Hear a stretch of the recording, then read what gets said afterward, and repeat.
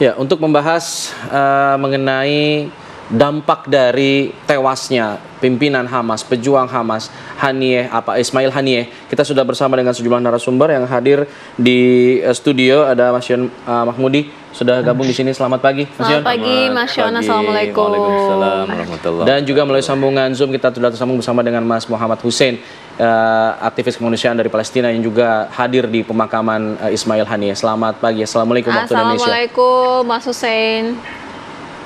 Waalaikumsalam warahmatullahi wabarakatuh. Bisa Asad.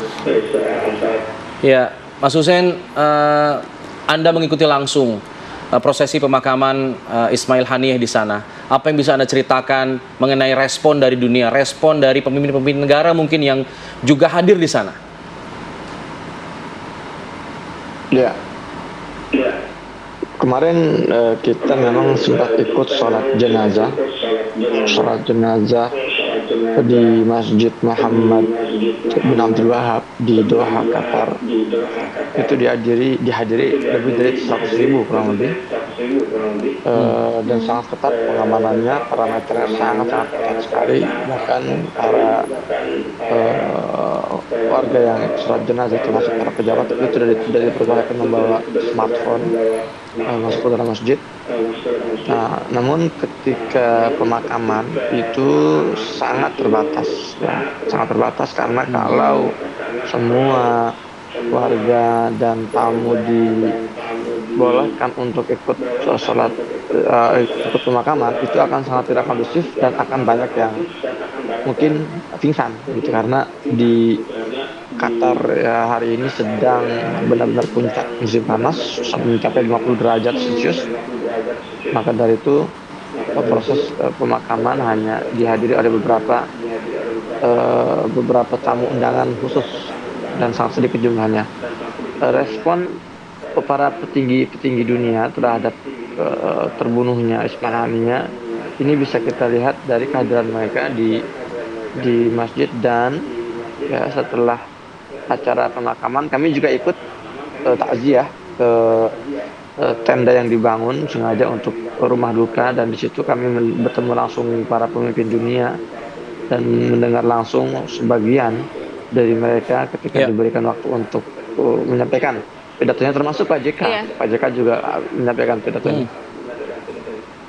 Iya, Mas Hussein, ada tidak ketika Mas Hussein berada di sana di rumah duka juga bertemu dengan pemimpin negara-negara Islam di sana? Artinya ada sempat didiskusikan sepengetahuan Mas Hussein apa yang akan dilakukan dalam waktu dekat ini? Tidak, mereka hadir dalam rangka menyampaikan belasungkawa, jadi tidak ada semacam pembicaraan politis di situ, ya, karena juga mereka pasti melihat situasi kondisi ya. Oke. Anda kan lama tinggal di Palestina, dan di sana juga memang ada sejumlah faksi, ada Hamas, ada Fatah. Nah, apakah kemudian ini akan berdampak langsung terhadap faksi-faksi di Palestina yang kabarnya juga akan bersatu begitu? Ya, memang persatuan Hamas Fatah kalau dari segi politik dan militer sudah terjadi sejak 2012. Bahkan rekonsiliasi tersebut semakin diperkuat dengan adanya pertemuan di Beijing beberapa waktu yang lalu. Dan tadi malam pun dalam rumah duka itu kita melihat ada perwakilan para faksi-faksi tersebut, masuk faksi Fatah yang selama ini ya dianggap sebagai rival politik dan hubungannya tidak bagus. Itu dibantah ya dengan kedatangan perwakilan dari Mahmud Abbas datang ke tempatnya Ismail Haniyeh dan menyampaikan, kita mendengar langsung bagaimana mereka memuji sosok Ismail Haniyeh yang dianggap sebagai pemimpin yang selama ini memiliki karisma dan dicintai oleh masyarakat Palestina, baik itu dari golongan Fatah, Hamas maupun Fatah. Oke. Baik, kita ke Mas Yon. Ini respon dunia, khususnya negara-negara Timur Tengah, terutama Iran, di mana kita juga mengetahui pemimpin tertinggi Iran, Ali Khamenei, yang mengatakan ini peristiwa yang juga sangat memalukan begitu ya. Artinya akan ada langkah cepat yang akan dilakukan Iran dalam waktu dekat? Ya, kalau kita lihat pernyataan dari pemimpin Iran ya, bahwa apa yang terjadi terhadap Ismail Haniyeh itu kan sesuatu tamparan ya. Iya. Dan harus dibalas yang lebih dia sebut ya harsh respon ya. Jadi respon yang lebih keras, yang saya bisa bandingkan akan lebih keras dibandingkan Masif gitu ya respon Iran ketika jenderalnya terbunuh ya di Syria pada waktu itu dengan mengirimkan rudal-rudal secara terbatas terhadap beberapa tempat militer ya, itu sebagai warning. Nah, dalam hal ini tentu kalau kemudian kita lihat bahwa Israel sendiri tempat-tempat yang vital itu kan semua sudah terbuka ya. Jadi tidak ada sesuatu yang bisa disembunyikan sebenarnya. Jadi kalau saya melihat sejak tragedi 7 Oktober itu beberapa informasi menyebutkan data-data intelijen Israel itu juga sudah banyak yang mulai didapatkan oleh kelompok Hamas, tersebar ke Iran dan sebagainya, yang menjadikan itu bisa jadi sasaran target ya, yang mematikan bagi Israel. Nah, kita sedang menunggu sebenarnya apa respon ya yang sebenarnya yang akan dilakukan oleh Iran, tapi nampaknya Iran juga tidak main-main dalam hal ini. Iya, karena ini merupakan bentuk penghinaan bagi Iran sendiri ya. Betul, dianggap sebuah penghinaan dan harus dibayar mahal. Maka kan respon berikutnya, saya kira Amerika kan sudah bersiap-siap ya dengan memindahkan kapal perangnya. Ada 5 kapal perang itu yang biasa standby di Teluk Persia, justru tidak mendekat ke Iran, tetapi berputar ke Yaman ya, ke Laut Merah yang itu berdekatan dengan Israel. Fungsinya untuk?